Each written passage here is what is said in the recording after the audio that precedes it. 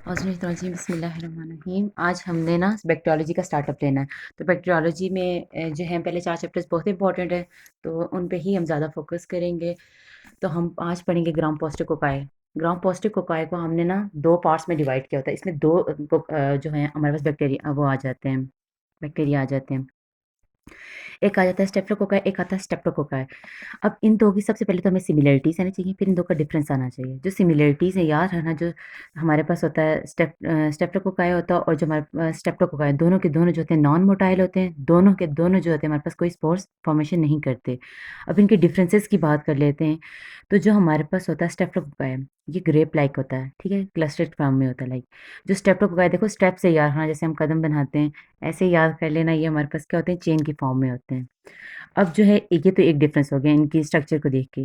दूसरा डिफरेंस आ जाता है जो हमारे पास होते हैं ना स्ट्रेप्टोकोकाई, ये हमारे पास कैटालाइज पॉजिटिव होते हैं, ठीक है? जबकि जो स्ट्रेप्टोकोकाई होते हैं ये हमारे पास कैटालाइज पॉजिटिव नहीं होते।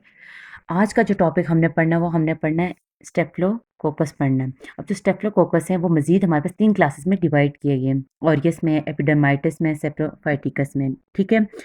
अब जो है इन तीनों के में से जो ऑरियस है वो ज़्यादा इंपॉर्टेंट है और ऑरियस से रिलेटेड ही क्वेश्चन आया हुआ है, इसकी डिजीज़ेज़ पूछी गई हैं। तो इसकी डिजीज़ेज़ के लिए मैं आपको एक निमोनिक बताती हूँ, लाइक ईट्स चिप्स इन एफएससी, ओके? तो ईट्स मतलब लाइक हम कोई भी चीज़ जब खाते हैं, तो उससे याद रखना, ये हमारे पास ई फॉर मतलब फूड पॉइजनिंग करवा देता है, ए फॉर एब्सेस हो जाता है, T for toxic shock syndrome हो जाता है, सी फॉर सेलुलाइटिस होता है, H for hospital acquired pneumonia हो जाता है, I for impetigo, P for pyogenic infection, S for surgical wound infection. और इन पर तो कुछ नहीं है, एफएससी से देखो, एफ फॉर फॉलिकुलाइटिस होता है, S for scarlet skin syndrome होता है, सी फॉर कंजक्टिवाइटिस होता है। ये ऑरियस की डिजीज़ बता रही हूँ। जबकि जो दूसरे होते हैं ना, एपिडर्माइटिस, एपिडर्मिस से ही पता चल रहा है स्किन। तो ये जो हम लोग कोई भी लाइक कोई भी यूज़ करते हैं ना हार्ट पे कोई इंजेक्शन वगैरह, उसकी वजह से ये मोस्टली इन्फेक्शन इसकी वजह से होता है। तो हम कह सकते हैं ये एंडोकार्डाइटिस वगैरह करवाते हैं, ठीक है? और प्रोस्टेटिक जॉइंट इन्फेक्शन करवाते हैं, स्किन के इन्फेक्शंस में आ जाता है। और जो हमारे पास तीसरा आ जाता है सेप्रोफाइटिकस, ये हमारे पास यूटीआई करवाता है, ठीक है? अब हमारे पास चले जाते हैं इसकी इंपॉर्टेंट प्रॉपर्टीज़। इंपॉर्टेंट प्रॉपर्टीज़ में याद रखना, ये जो पहले तीनों की जो कॉमन प्रॉपर्टीज़ हैं बताती हूँ। कैटालाइज़ पॉजिटिव होते हैं तीनों, तीनों जो होते हैं ग्रेप लाइक मतलब शेप में होते हैं, तीनों के तीनों जो होते हैं कैटालाइज़ पॉजिटिव होते हैं। अब यहाँ से आगे जो बता रही हूँ वो डिफरेंस है तीनों के दरमियान।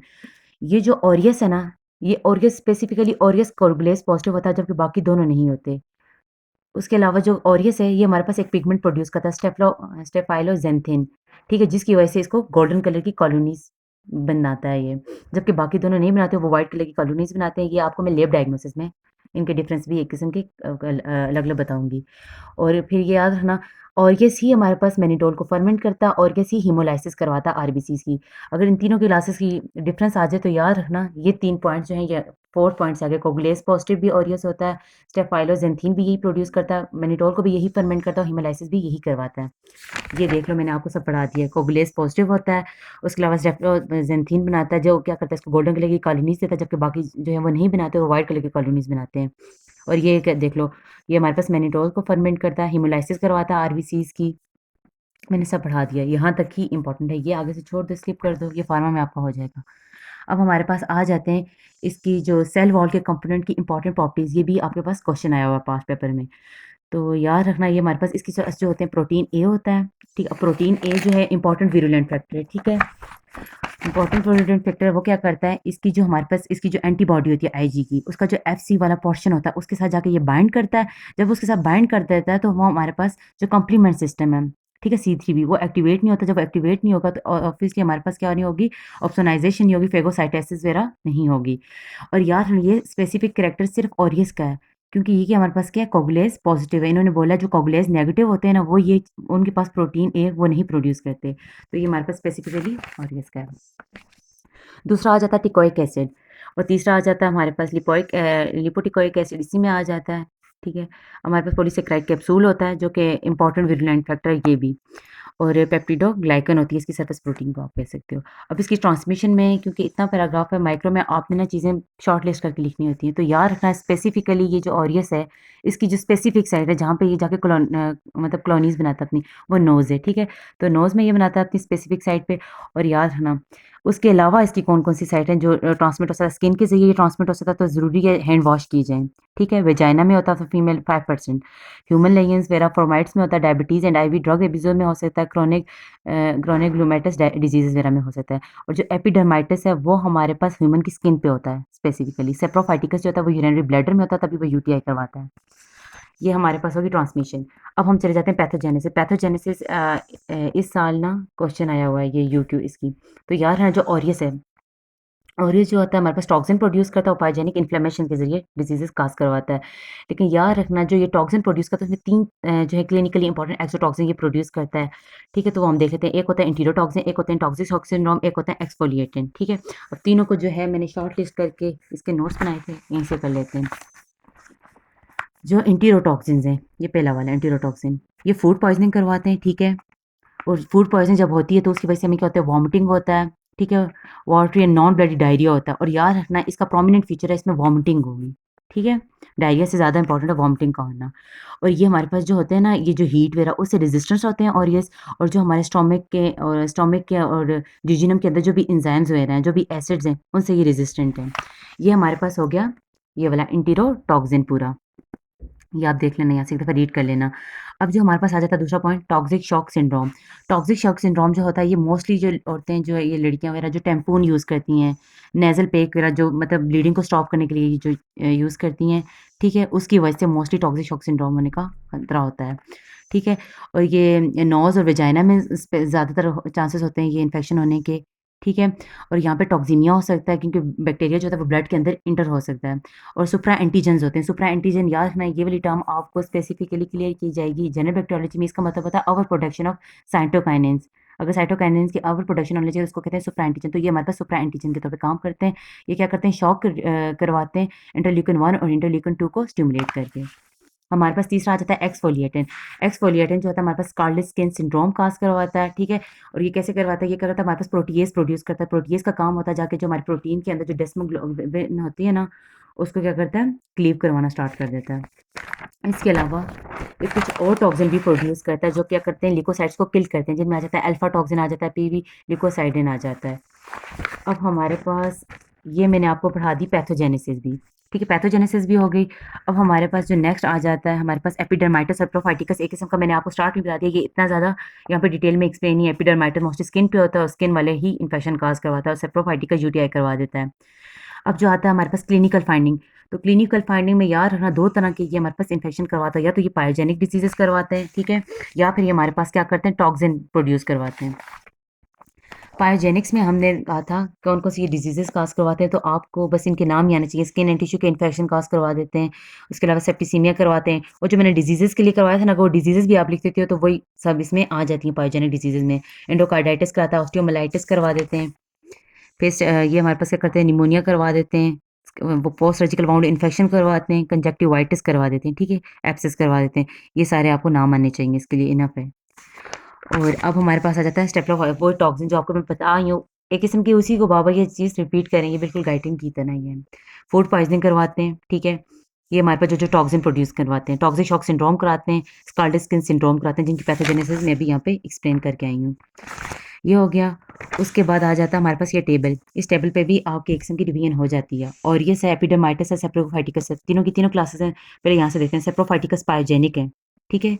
यूटीआई करवाते हैं और सेक्सुअल एक्टिविटी की वजह से ये फैलते हैं।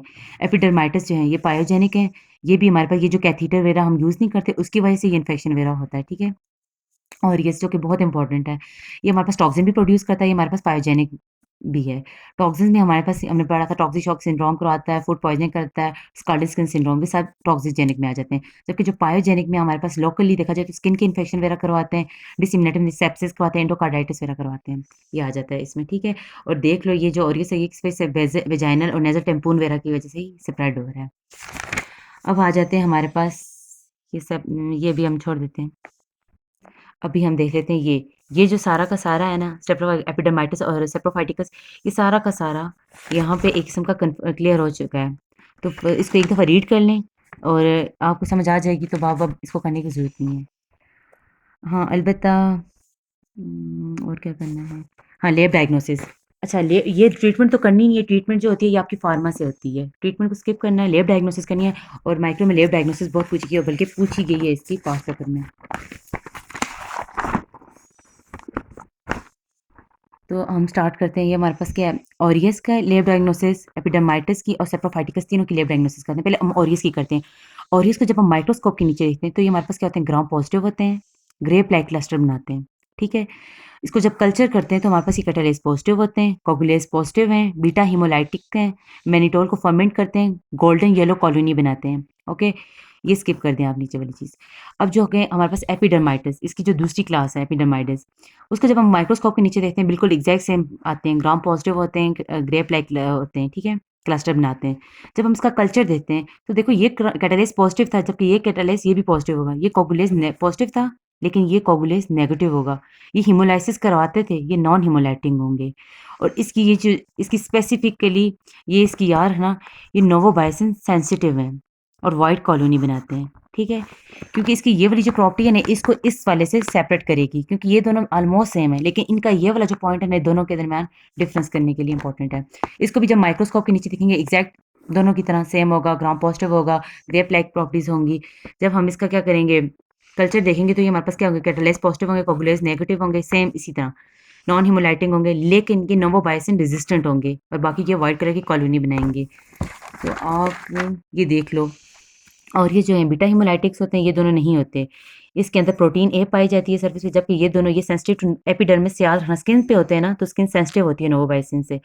और ये यार रेजिस्टेंट होते हैं। बाकी डिजीजेस देख लेना, एब्सेंट फूड पॉइजनिंग वगैरह करवाते हैं, ये जो हमारे पास हैं ये स्किन पे होते हैं। कैथीटर वगैरह भी होते हैं तो हार्ट वॉल के अंदर इन्फेक्शन वगैरह करवाते हैं, और ये यूटीआई करवा देते हैं। अब मैं पास पेपर के क्वेश्चन बता देती हूँ। पहले बता देती हूँ कि इस साल का जो पेपर है इसमें ये देखें, ये क्वेश्चन आया हुआ है कि जो भी बंदा है, इसमें मेन हिंट की थी ग्राम पॉजिटिव कोकाई है, क्लस्टर की फॉर्म में है, ठीक है, और कैटालेस पॉजिटिव है, कोगुलेस पॉजिटिव है। अब देखो कोगुलेस पॉजिटिव आपने यार है ना, कोगुलेस पॉजिटिव सिर्फ हमारे पास ऑरियस थे, तो ऑर्गेनिज्म आपको पता चल गया ऑरियस है। इसी की पैथोजेनेसिस पूछी हुई थी, मतलब एक्सोटॉक्सिन मीडिएटेड डिजीजेस पूछी थी, जो कि आपके पास ये हैं। तो ये आपने बहुत अच्छे से करना है, ये इस साल का क्वेश्चन था। अब जो लैब डायग्नोसिस है वो भी हमारे पास पास पेपर में आई हुई है, देख लें आप ये क्वेश्चन। ये देख लें, डिजीजेस पूछी हुई हैं स्ट्रेप्टोकोकस ऑरियस की, और साथ में कंपोनेंट ऑफ प्रोटीन के भी पूछे हुए हैं। और ये देखें, लैब डायग्नोसिस पूछी हुई है, लैब डायग्नोसिस बतानी है स्ट्रेप्टोकोकस ऑरियस की। तो ये क्वेश्चंस इंपॉर्टेंट थे, आज के लिए इतने।